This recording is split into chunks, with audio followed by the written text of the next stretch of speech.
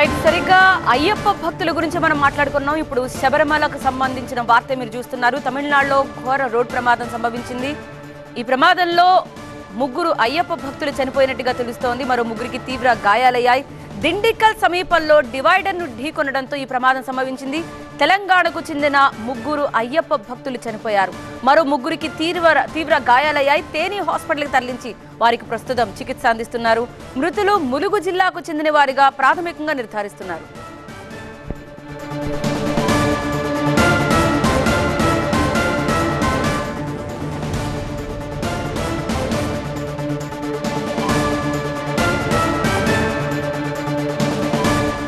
సాధారణంగా మొత్తం శబరిమలకు సంబంధించి అంటే పంబ నుంచి అయ్యప్ప దర్శనం వరకు దాదాపు 26 గంటల సమయం పడుతోంది. లక్షల్లో భక్తులు వస్తున్నారు.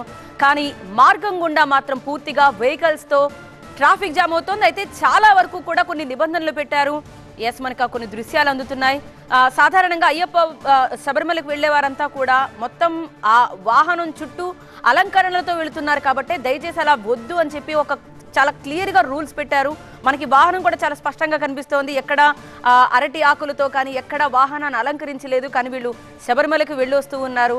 అయినా సరే అతి వేగమా లేకపోతే ప్రమాదానికి ఏమిటి కారణం అనేది ఇంకా స్పష్టంగా తెలియాల్సి ఉంది.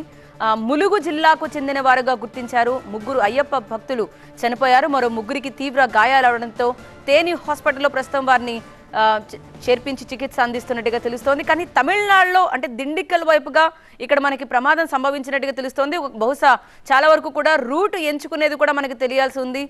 శబరిమలకు వెళ్ళడానికి చాలా మంది వేరే మార్గాలు కూడా ఎంచుకుంటూ ఉంటారు. కానీ బహుశా ఇక్కడ దిండికల్ సమీపంలో ఈ ప్రమాదం సంభవించడానికి కూడా ఒకసారి ఇంకా పూర్తిగా స్పష్టత రావాల్సిన అవసరం మనకు కనిపిస్తోంది.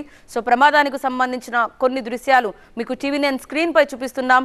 కారు ముందు భాగం నుజ్జైన దృశ్యం మనకు కనిపిస్తోంది. బహుశా అదే సమయంలోనే కారులో ఉన్నవారు డోర్లలో నుంచి బయటకు వచ్చి రోడ్డు మీద పడిపోయారని చూడాలి. బికాజ్ సంఘటనా స్థలంలో మృతదేహాలు పడి ఉన్న దృశ్యం బట్టి మనం కాస్త అంచనా వేయచ్చు ప్రమాదం ఎలా సంభవించిందనేది.